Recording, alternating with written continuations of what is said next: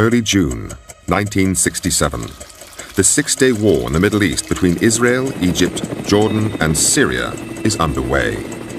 A spy ship, very lightly armed, but bristling with antennae, steams into the Mediterranean to eavesdrop on the conflict. It is patrolling in international waters off the Egyptian coast. At 2 in the afternoon, on June the 8th, with the war reaching its climax, Israeli jets and motor torpedo boats launch an unprovoked attack on the ship. They drop napalm and strafe its decks with rockets, cannon fire, and armor-piercing rounds before trying to sink it with torpedoes.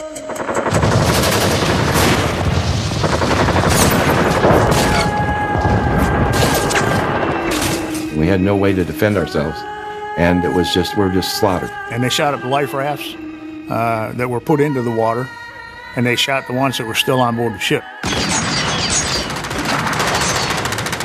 Bullet holes, shell holes everywhere, blood. The forecastle, the front part of the ship, was just red with blood.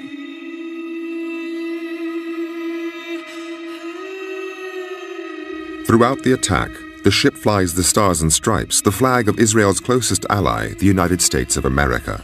Its name, the USS Liberty, is freshly painted on its stern, and the bow carries the distinctive numbers of an American naval vessel. Out of a crew of just under 300, there were 34 killed and 172 injured in varying degrees to life-threatening, life-debilitating injuries. So that was more than 2/3 of the crew.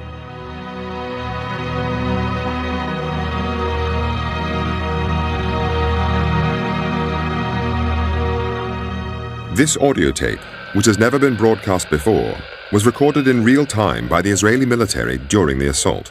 The woman's voice in the background is counting down the seconds. It proves that Israeli commanders knew all along that they were attacking an American ship.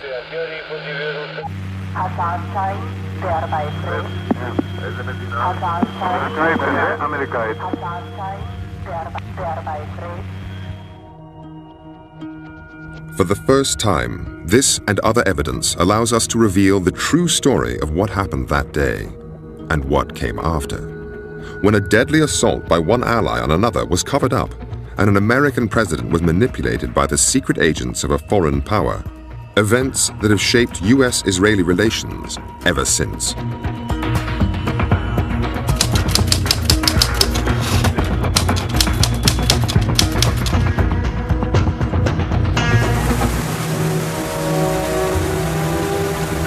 The United States Navy Memorial in Washington, D.C., June the 8th, 2014. Every year, on the anniversary of the attack on the USS Liberty, survivors, relatives, and supporters gather together. It's a remembrance of those who were killed that day, the 34.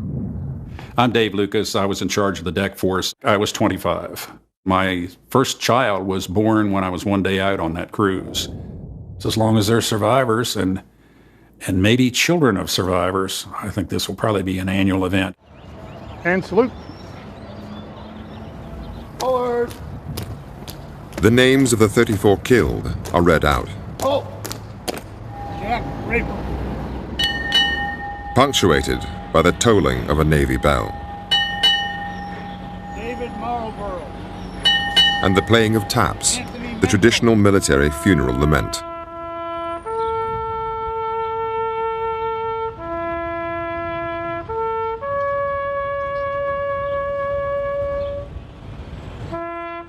It's important to not forget what happened and to continue to try to find out why it happened and who made it happen.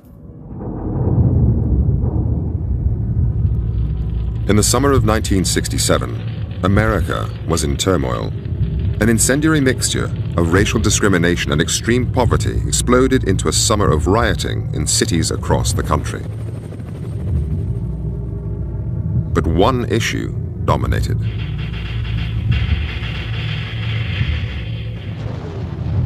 The Vietnam War. In all, 10,000 troops would die that year. The Americans were trapped. They couldn't leave, and they couldn't win. In the Middle East, too, war looked inevitable. There was growing tension between Israel and its Arab neighbors. Armies were mobilizing. Israel promised the White House they would not attack first, but on the 5th of June, they jammed radar sets at the U.S. Embassy in Tel Aviv, so the Americans couldn't detect their jets taking off to launch a surprise assault on Egypt.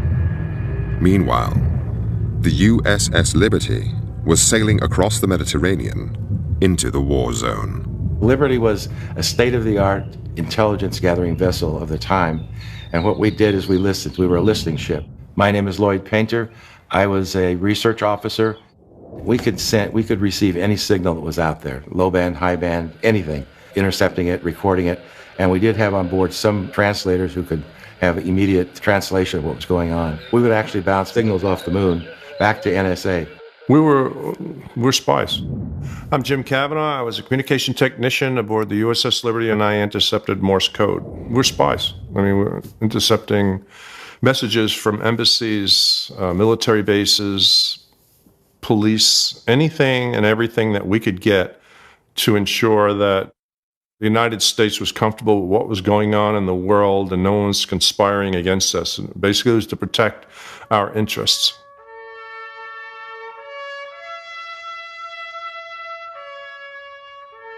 This was the Cold War.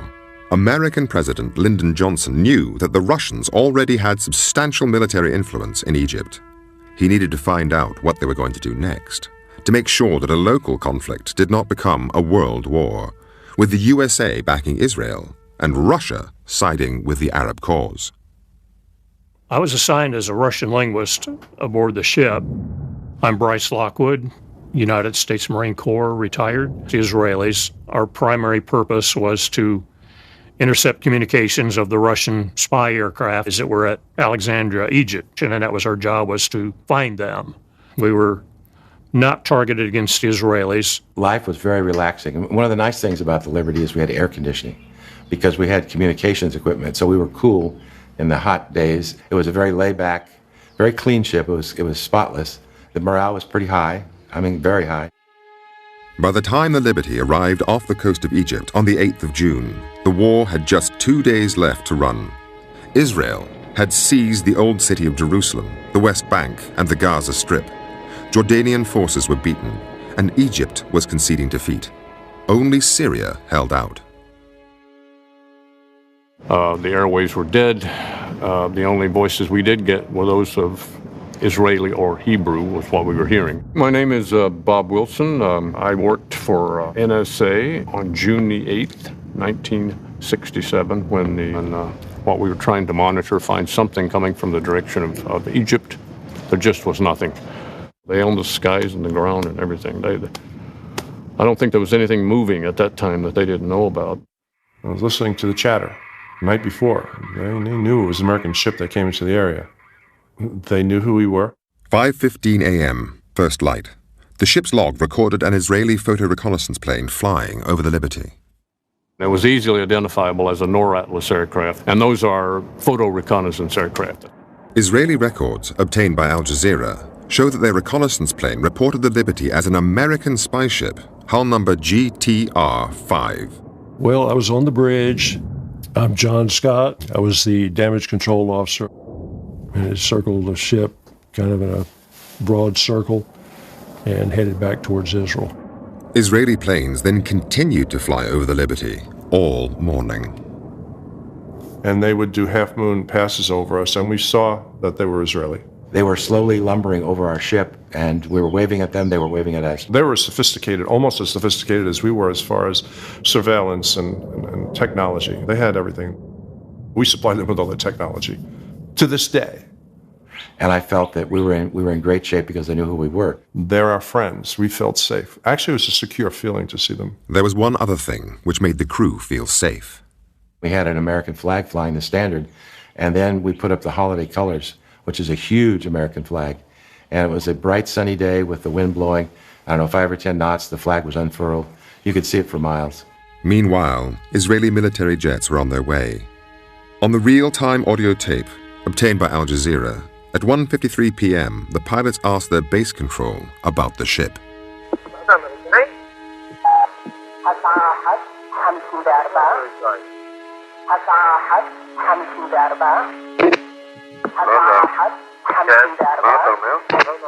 USS Liberty was the only ship of any size in the area. The American Sixth Fleet, including 2 aircraft carriers, was 500 miles away. Oh, it was a great day. Hello, I'm Jim Smith. I was a damage controlman in engineering. I mean, I'm 20 years old at the time. I come from a small town, used to throw hay bales in the summertime for $1 an hour.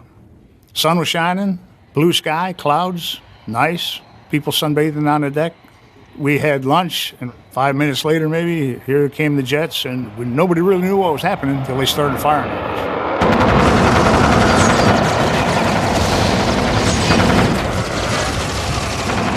The captain said to me, "Alert the forward gun mounts, we're under attack."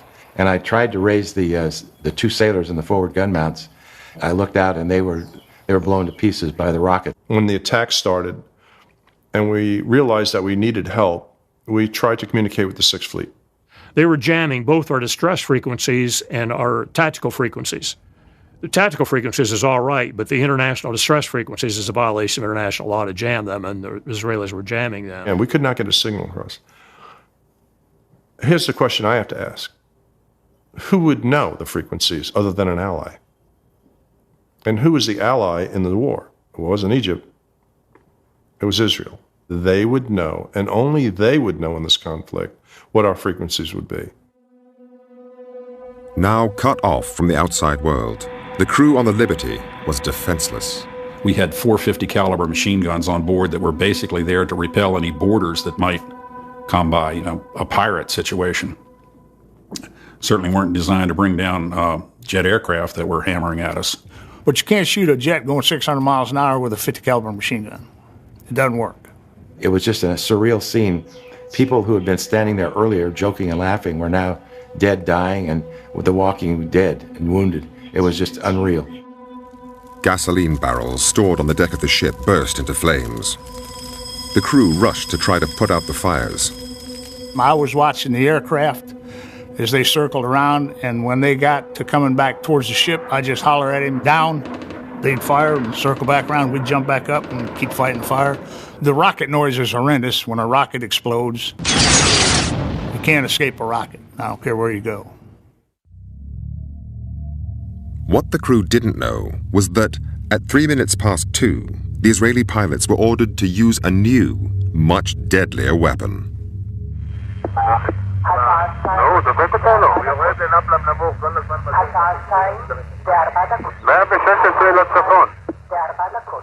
The biggest problem, I guess, from that was the napalm, which they dropped from the airplane. The napalm had burned, scorched almost the entire front part of the ship, the bridge area. The whole top side of the ship had been set on fire and was all charred. It was no longer navy gray. You have to stop the fires, to stop the flooding, to keep that ship afloat. That's your home. You got nowhere else to go. You can't pack up and go down the road because there is no down the road. Up above, the Israeli military argued about what should happen next and who should sink the Liberty.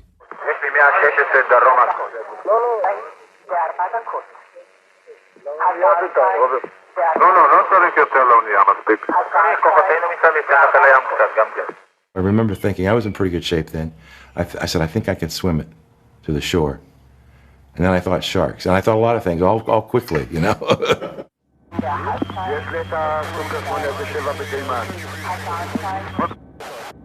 At 2:11, with the Israeli jets running out of ammunition, the pilots were instructed to fly down and confirm the identity of the ship.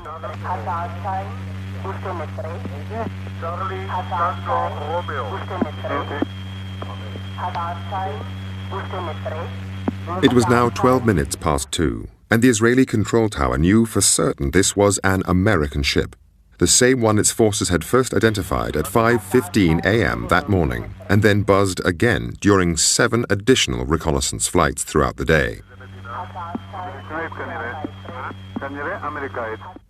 The jets then pulled out, but 3 Israeli Navy motor torpedo boats were already on their way.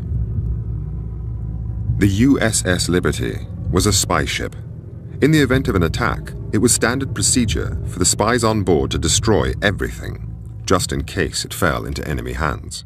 Everyone was destroying material. Everyone was stripping information off of computers, ripping computers open, pulling information out.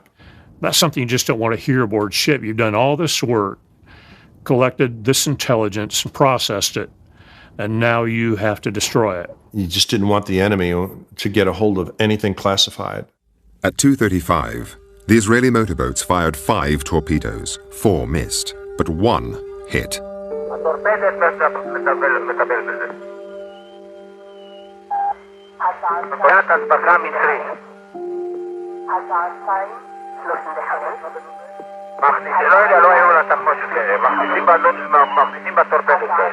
It had been over 9 hours since the Israeli military first identified the Liberty. Israeli planes had flown over it repeatedly, and 20 minutes earlier, their control tower had confirmed it yet again as an American ship. 25 Americans were about to die in a single moment. This is what it looks like when a torpedo hits a ship the size of the Liberty. The torpedo threw us up in the air like a roller coaster. It felt like one coming down. Dead silence, lights all off, smoke and haze everywhere. I went back to the drinking fountain and filled it with blood. Reached down to get a drink, and a black man stared back at me.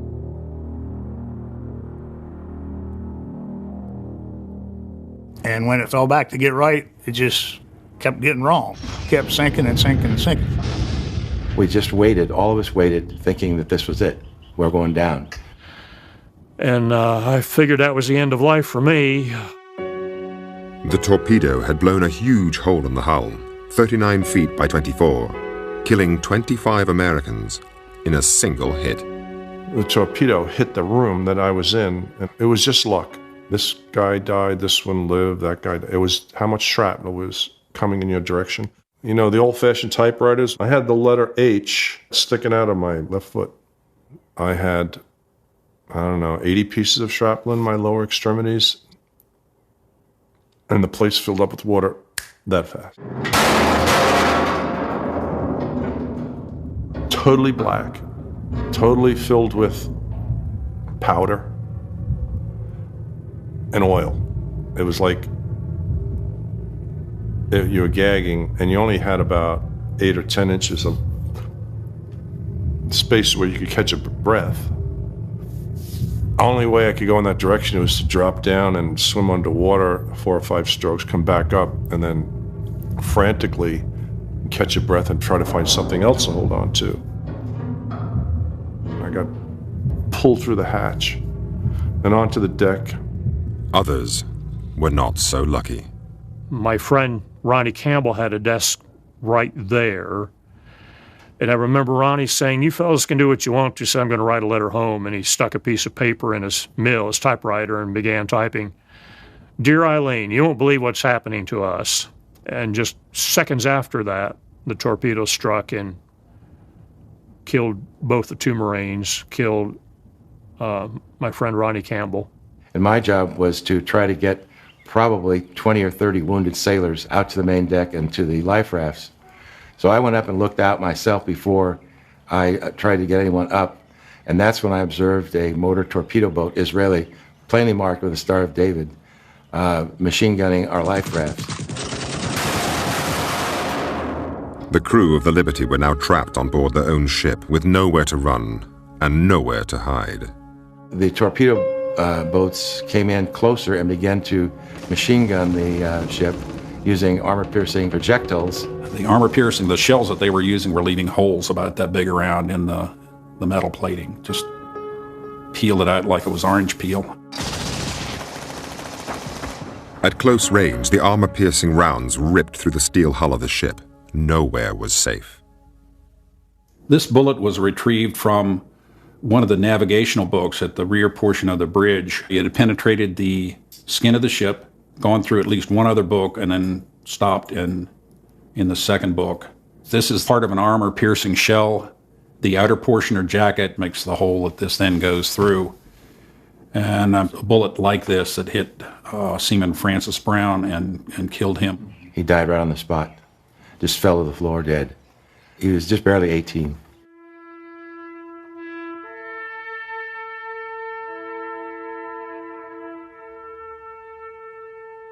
There weren't enough helmets to go around for everyone. It was like sitting in a cardboard box and having somebody shoot through it. The bullets were just coming everywhere.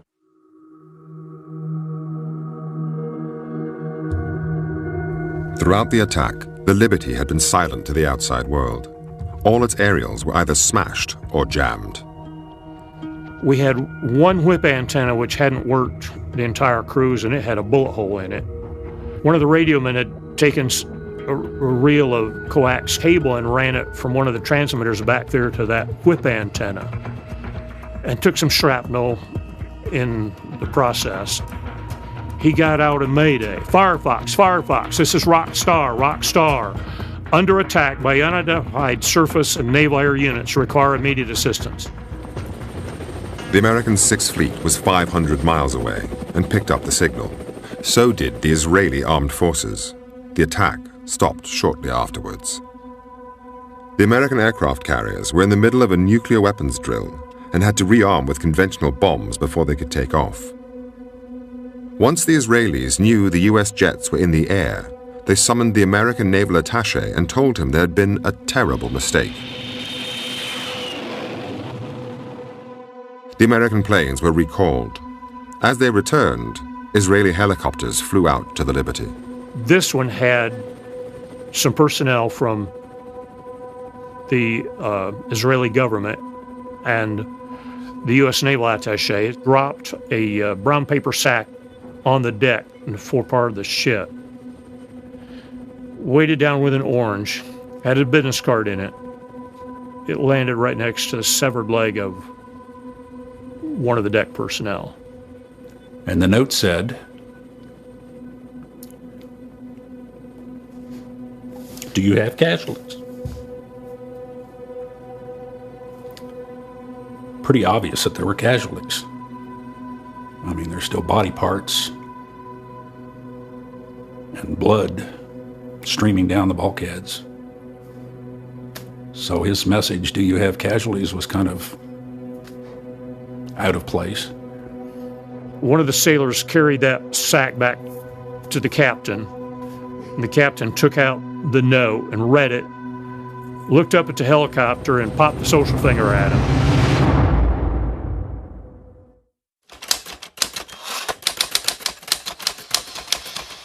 June the 8th, 1967, the height of the Six-Day War.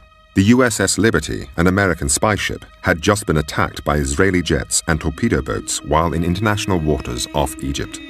Badly damaged, 2/3 of its crew were dead or wounded.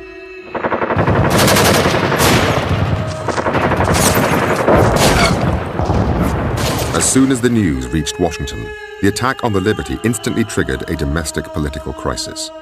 According to documents released under the Freedom of Information Act, one solution suggested in American government circles was to sink the Liberty so journalists could not photograph it and inflame public opinion against the Israelis. The NSA rejected this idea with an impolite comment. Handling the media became the top priority. I was taken to my home in White Oak, Maryland. My name is Patricia Blue Rashakas, and my husband was killed on the Liberty. And by the time I got there, there were any number of people from the National Security Agency there. They were there to make sure that I didn't speak to anyone from the press, and I didn't. They stayed night and day. Back in the Mediterranean, the Liberty was now listing at 10 degrees, a massive hole in the hull, above and below the waterline. The planes that they said they were sending to us never arrived. What I was afraid of, and I think most of us, was that we were going to sink.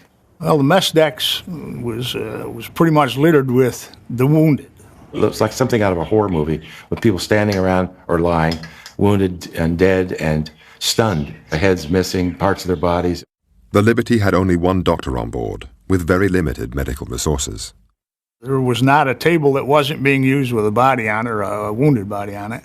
The doctor fixed compound fractures and treated bullet and shrapnel wounds, while blood transfusions were given arm to arm. It was real bad. And the doctor said to him, "Do you want me to operate?" He said, "You're probably going to die if I do it, and you'll certainly die if I don't." And he said, "Go ahead, doctor." And so when the doctor operated, we held him as tight as we could. It was horrible pain, I'm sure, for him. And all of a sudden, he went limp and he died right there. I don't want to ever see anything like that again.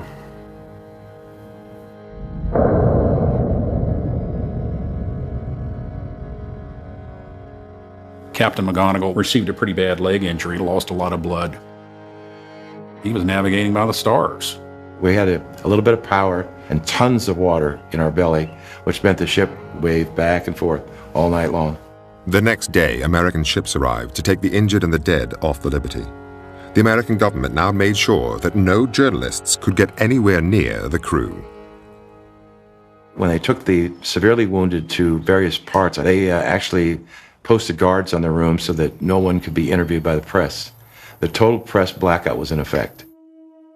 Back in Washington, the government ensured there was little information for the press, while politics went on behind closed doors. I was told to go up urgently to the 7th floor. Well, my name is Bill Woolley. I was in charge of the Arab-Israel desk. Sit in because the Secretary of State himself, Dean Rusk, had summoned Ambassador Harman of Israel to come in urgently. And so I sat through the meeting taking notes, and in a loud voice, the Secretary was really demanding some explanation for why and what had happened. The ambassador himself seemed to be ignorant of the incident. He immediately said, "I can't believe what you're telling me. It would be impossible. It would be unheard of." It was especially tough for Lyndon Johnson, to date the most pro-Israeli American president in history. Johnson was in a very tough mood. I'm Tom Hughes. I was director in the State Department, director of intelligence and research at the time of the Liberty incident in '67. Attack on the Liberty, Johnson himself briefed Newsweek magazine off the record that the Israelis had attacked, and the reason they'd attacked was that they thought this was an intelligence ship that was intercepting perhaps Israeli as well as Egyptian communications. But then everything changed. The fact that Johnson himself was the leaker and briefer of Newsweek was soon leaked. And this alarmed, of course, the Israeli embassy and their leading friends in the Jewish organizations. The Israeli embassy regarded this as a major problem, and that what Johnson had told Newsweek practically amounted to blood libel. Declassified Israeli documents show they were going to threaten President Johnson with blood libel, gross anti-Semitism, and that would end his political career. Blackmail. This is Admiral Bobby R. Inman, U.S. Navy retired. I'm a former director of the National Security Agency. But they know if he is thinking about running again, he's going to need money for his campaign. So alleging that he's blood libeling is going to arouse the Jewish donors. The Israeli government hired teams of lawyers, some of whom were close friends of Lyndon Johnson, and began an all-out offensive. They lent on the media to kill critical stories and slanted others in favor of Israel. There was a campaign mounted to see if what could be done about returning Johnson to his normal, predictable pro-Israeli position. At the time, Johnson was still undecided as to whether to run for president the following year. Efforts were to be made to remind the president of the delicacy of his own position, that he personally might lose support for his run for re-election in 1968. Israeli tactics were clever. They identified Johnson's soft spot, the war in Vietnam, and gave him two extraordinary gifts, neither of which were made public at the time. The first was political. But one of Johnson's complaints about Israel was that many of the Jewish organizations and the heads of leaders in the Jewish community were opposing him on Vietnam, and they were suddenly becoming more silent on Vietnam as the Liberty crisis moved. So he also knew that there was a move back in his favor if he was moderate on Israel. There was a second gift, much more secret, but vital to the American president. The dreadful death toll in Vietnam was dominating the domestic news agenda. The North Vietnamese had Russian surface-to-air missiles, which were bringing down American aircraft on a daily basis. The American military attaché in Israel got a surprise visit from a senior Israeli intelligence officer. Took some helicopters and went across the North Red Sea to the surface-to-air missile sites, and not only captured them, but took back everything. The launchers, the missiles, the maintenance manuals, the rest of it.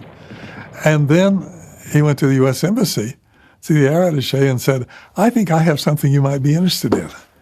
And of course, those were the same missiles that our aircraft flying over North Vietnam were encountering day to day. And countermeasures was a huge issue.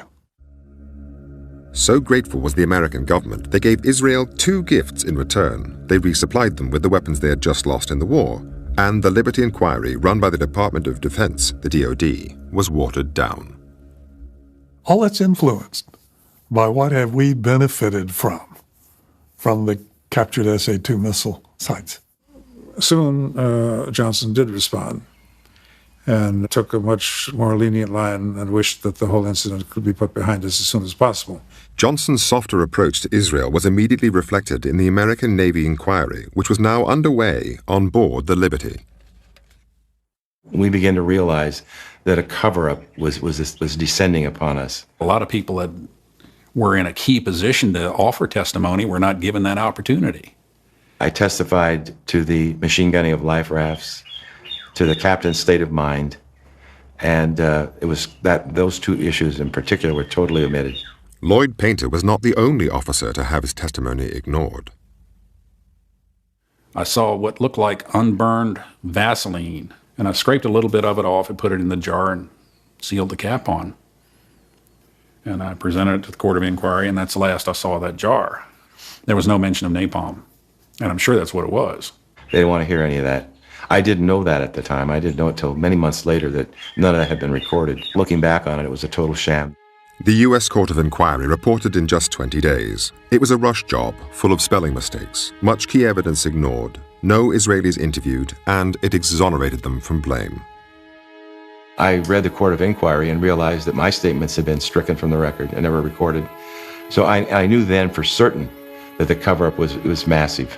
The Israelis then rushed out their own report, which concluded that the whole affair was a series of mistakes and that no one was to blame.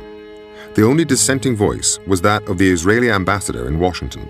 He sent a secret telegram back home arguing that Israel was clearly guilty. He cited the audio tape of the attack, the existence of which was known to top Israeli officials, and mentioned the crucial 20-minute gap that followed the Liberty's identification and the launch of the torpedoes against her. He said they should own up to what they had done and put the guilty on trial. His advice was ignored.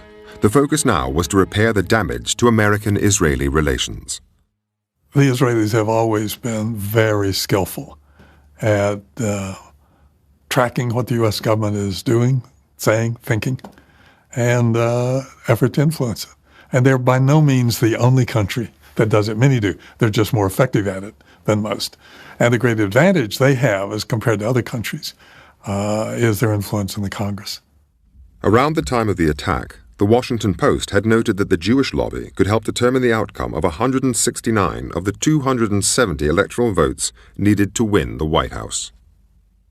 The big emotive words about the attack disappeared from press releases at the Pentagon, and a much more bland and neutral sounding discourse occurred. And this was true of the private briefings that official people in the Pentagon made about the incident. But whatever was said to journalists, every U.S. intelligence head believed the attack was intentional. One of them wrote, a nice whitewash for a group of ignorant, stupid, and inept XXX. The Jewish community has always been more generous than many of their other counterparts in supporting financially elections, political causes in the process. That does translate into influence.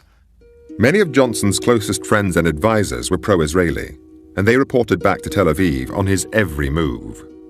The Israeli story constantly shifted to counter whatever new intelligence the White House received.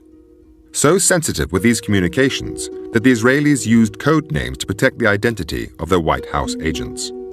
But for the first time, the members of the ring can be named. Hamlet was $1 million fundraiser for the Democrats. When he rang, Johnson took his calls. He was Abe Feinberg. Menashe was Arthur Goldberg, the U.S. ambassador to the United Nations. Harare was David Ginsburg, a high-profile Washington lawyer who also represented the Israeli embassy.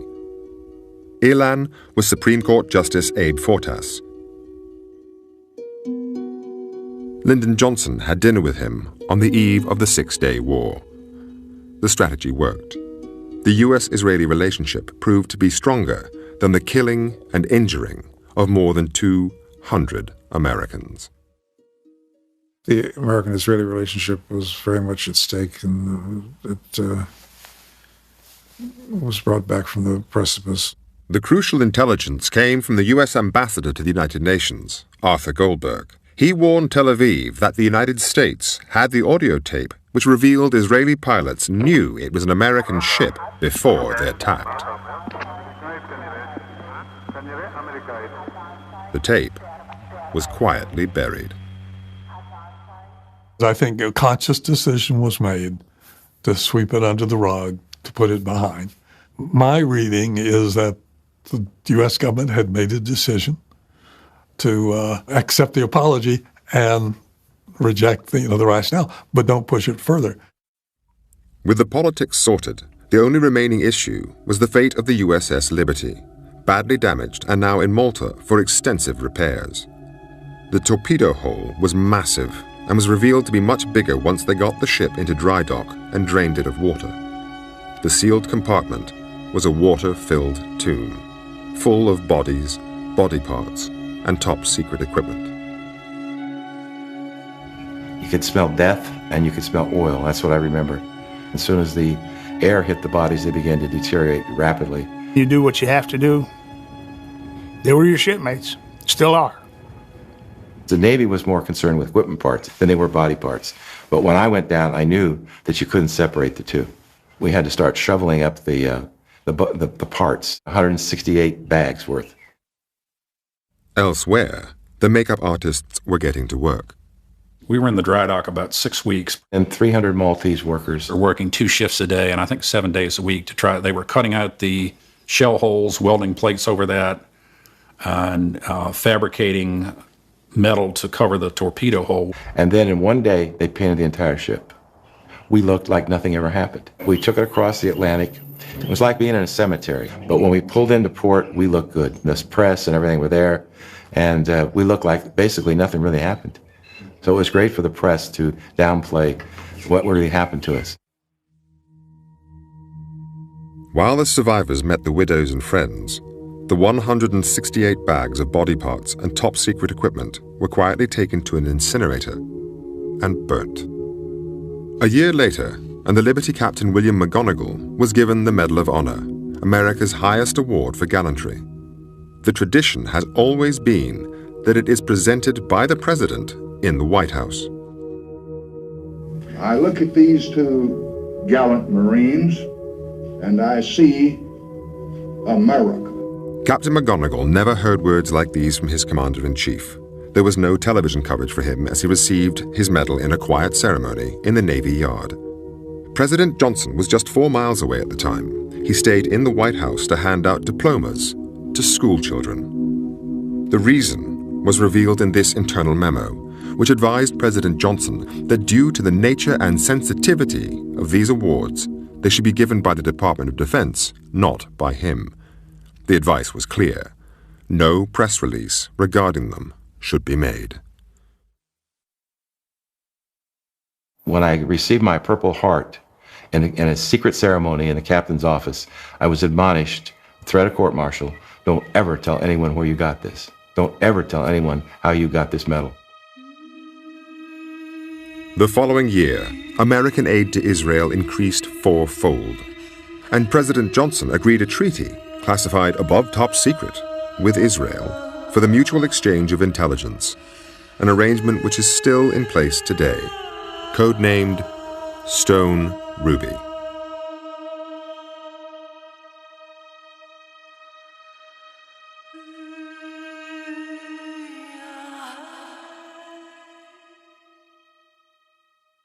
One of the things that bothers me is there wasn't a nice explanation of what went on. No one wants to talk about the why. The big secret the Israelis wanted to protect was their next move. They had told the Americans that this was to be a limited war and not a land grab. But on June 8, 1967, their forces were poised to attack and seize the Golan Heights and invade Syria, something they wished to keep from the White House until they'd done it. Successive American administrations, both Republican and Democrat, had refused to deal with the Liberty. Even the issue of war crimes against unarmed Americans has never been addressed. There was a war crimes report filed by the Liberty Veterans Association to address the issues of such war crimes as firing on life rafts. That was never answered properly. I don't think it was answered, period. The people who were responsible for attacking the Liberty were, by and large, the military individuals in the war room. I don't know how many, 4, 8, 10. Those are the people who came up with the plan. Those are the individuals who were responsible for the attack. The pilots, the motor torpedo boat personnel, they were ordered. You don't follow orders, go to jail. So they have to follow through. It wasn't the Israeli people who ordered that attack. It wasn't the average Jewish person who ordered that attack. We really need to exonerate the average Jewish person, Israeli, from this and go towards those individuals who are responsible for the attack. No one was really willing to take this on. Not the State Department, the White House, not the Congress. It's in everybody's best interest to just let this go. And that's exactly what they did. But by doing that, they left a lot of pain for the survivors and for the families, because there was a lot of broken families, broken marriages, alcoholism, depression, post-traumatic stress disorder. So those crew members suffered a lot, but so did the families. The hardest part was the reaction of our own government toward us. And we were actually, the fingers were pointed at us. And the Israelis they were never questioned as to why they did it. They only questioned us. The families still want answers from their government, which remains silent. For many, some memories never fade. We had a wonderful time just being together. I met Alan at a party. We spent a lot of time talking throughout the evening, and at the end of the evening, he said to me, "Are you busy tomorrow afternoon?" And I said, "Well, no." And he said, "Do you think we could get married?" Then I was told that he was among the dead. It was absolutely the worst moment of my life. There's not a day that doesn't go by where I don't think about those guys. I mean, I went through hell, but they left the earth.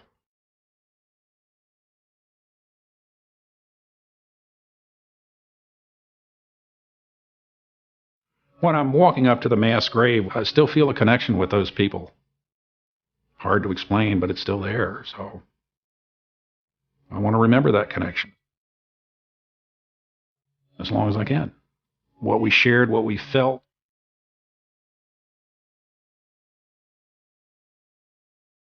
It took 13 years of haggling before both sides finally agreed a compensation deal for the ship.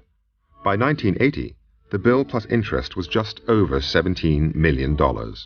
Israel offered $6. The Americans accepted, then sold the Liberty for $100,000 scrap. The settlement for the victims was quicker, but many are still unhappy with it today. Not feel it was a fair settlement. I would have fought it. But I was so sad and broken. I just didn't have the energy to take on that fight. And it wasn't a fight that I thought I could win. The State Department were very eager for the survivors to make that settlement. They sent a check for the amount, and that was that. The American government came up with a formula for the Israelis to compensate the widows and children for their loss. This included a payment for shock and mental anguish. The widows got $25,000, with $10,000 for each of their children over 5. An American government lawyer doubted that children under 5 could sufficiently comprehend the event to suffer shock and grief. The U.S. proposed they should therefore receive nothing, an offer the Israelis accepted. Since the attack on the Liberty, the USA and Israel have grown ever closer. At the time, George Ball, the U.S. Undersecretary of State, noted that it seemed clear to the Israelis that, as American leaders did not have the courage to punish them for the blatant murder of American citizens, they would let them get away with anything.